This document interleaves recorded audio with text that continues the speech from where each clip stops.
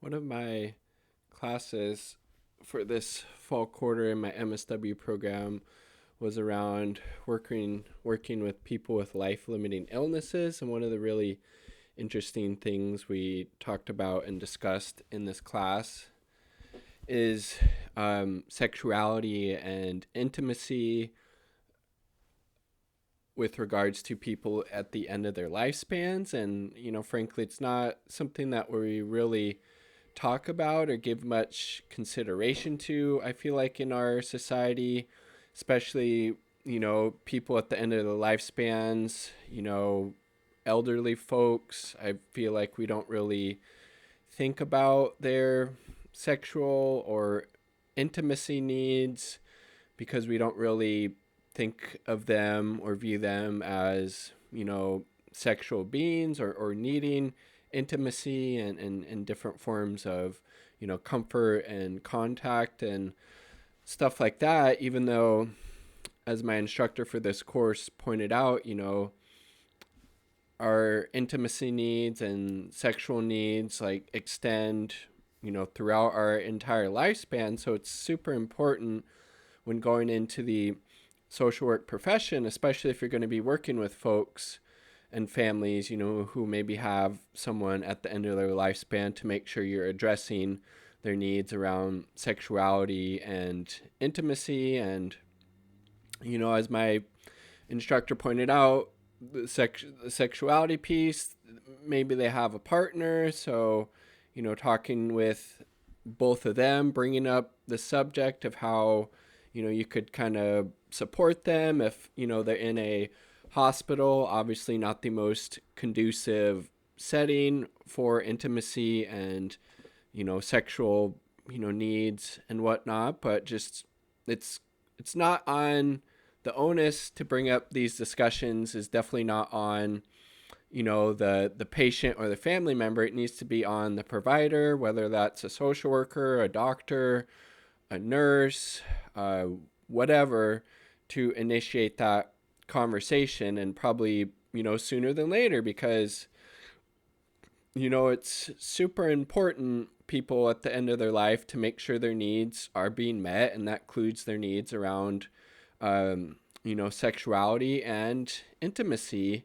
So it's just, really, really thought provoking, and something, frankly, I hadn't really thought about for the sexual and intimacy needs for people at the end of their lifespan. And that includes, younger folks as well. And just, I think, in our society in the United States, I think we don't really talk about or think about the needs, especially of older folks, because kind of feels like in our capitalist society, once people are not working anymore, then we just kind of toss them aside and they can basically just go and die, is kind of how our society treats people. Once they've expended their labor value, it's like, fuck it, see you later, go roll over in a ditch and die, more or less, which is really, obviously a very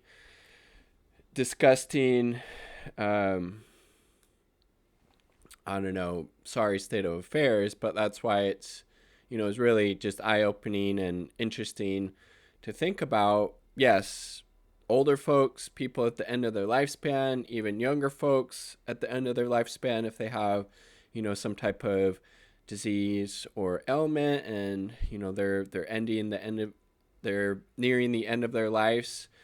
It's our job as social workers and providers working in this field, especially if it's specifically end of life care. We need to be having and bringing up conversations around, what their needs are, sexual and intimacy wise. And, sexual wise, they could have, a partner. And if they're, in a hospital, making sure whoever comes into the room knocks before, gets permission. You obviously should be doing that, all the time. Or, if they have a partner and they, want to have, sex in their room, giving them some type of do not disturb so people know not to come in, while they're in, making their sexy time in their hospital room. And yeah, just yeah, super important to bring up because again, it's a fundamental thing. We need intimacy, we need contact, and especially like we wanted to be doing as much as we can for the people that we're working with who are at the end of their life to make sure we're giving them the highest quality of care possible, and that definitely includes addressing their needs around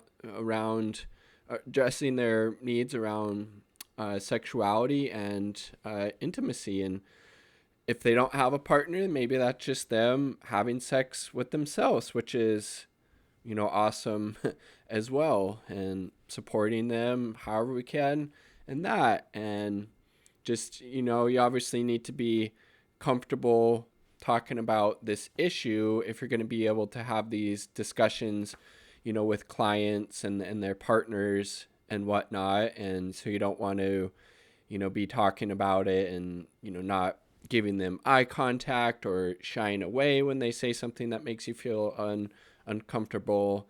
But yeah, super grateful for this class. One of my favorite ones in the MSW program so far. And yes, if you're working with somebody, you know, who is at the end of their lifespan, please definitely address their needs around sexuality and intimacy. Super important. Peace. Much love.